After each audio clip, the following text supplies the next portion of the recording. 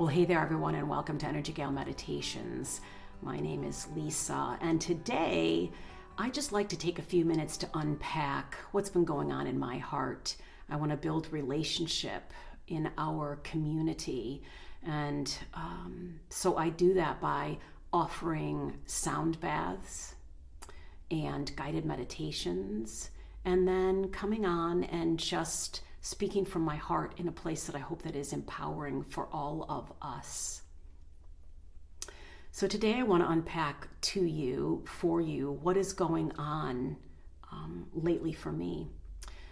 So the Christmas season just finished, and I have a certain number of videos that I like to watch, movies that I like to watch every year. It's a Wonderful Life, A Christmas Story, oh gosh, there's one that my husband likes to watch. And of course, all the Santa ones and all the Frosty the Snowman and Bumble and all those others.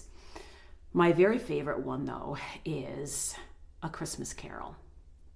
And that's the one, and I like the one played by George C. Scott. Oh my gosh, I think he does such a good job. That's my favorite one. Though I did just see one by Guy Pearce that I thought was really good also. The one with Guy Pearce unpacks the story of why it is that Scrooge is so miserly and so closed off to communication, to relationship, and is such a bah humbug.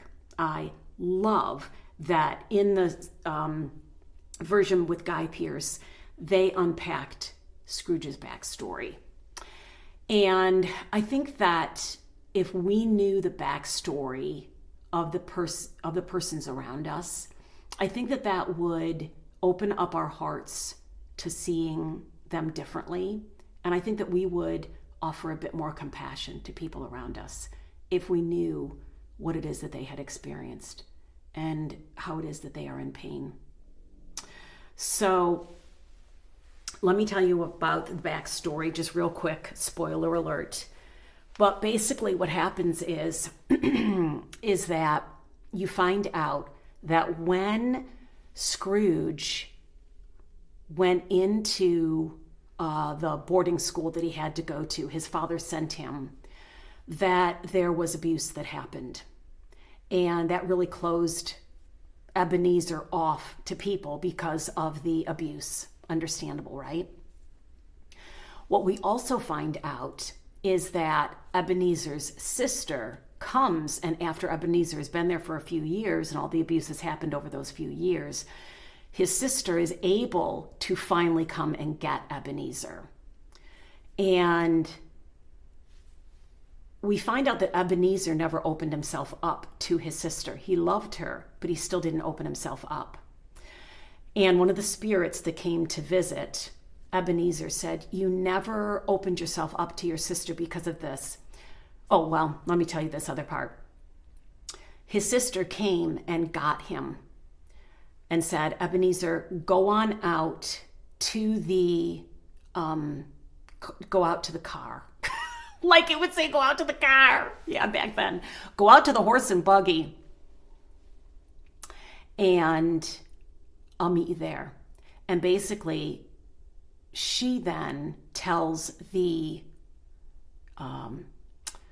the dean of the school, "I know what you've been up to, the shenanigans, and it's done. It's over. And if you ever try to come and get my brother, and if you ever try to abuse, I will make sure everybody knows what you did." And she pulls a gun on him and says, "I will make sure that everybody knows and that it never happens again." So Ebenezer isn't aware that she did this. She gets back into the car, and he's already closed off.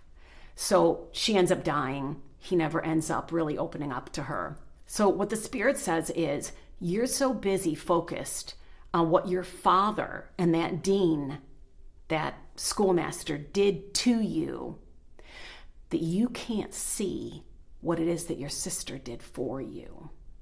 You're so busy thinking about the bad stuff that happened, and it did, but you're so busy still focusing on that you are not allowing yourself to be open to seeing the beautiful things that happened for you as well, because both happened. And this is why he became the miser, the shut-off one, because of the abuse that happened. But because he was so focused on that, it perpetuated that story in his life, where what the Spirit was saying is, you can perpetuate that story, but if you think about what your sister did for you, that she came and she got you, what you don't realize is she threatened the shit out of that guy and said, I will make sure you never hurt anybody again. You don't know that she did that for you because you weren't allowing yourself to be open to seeing it. And I think that we've all of us, it's the human condition, have experienced devastation, really difficult times. But if we're so busy focused on that, we don't see that there is still some beauty in the world. There is still some beauty in the world. I'm really cold right now because it's cold outside, and I turned off the heater so that it doesn't turn on and disrupt us. So, I'm getting cold.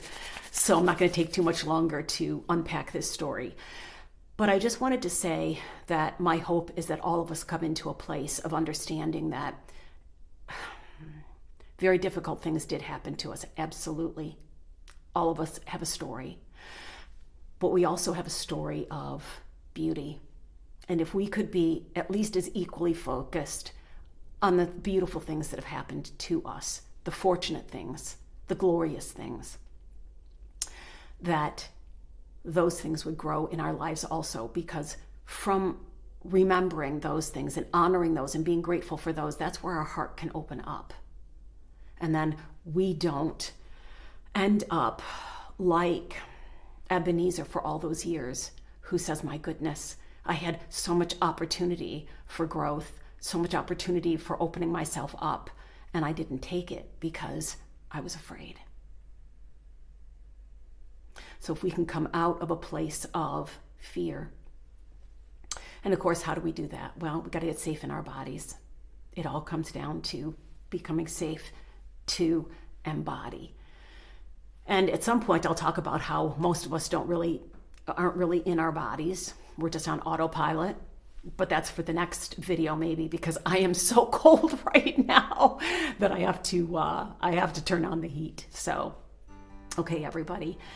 Just again to remind you that I offer journals for sale that I've created myself that are very helpful for your journey.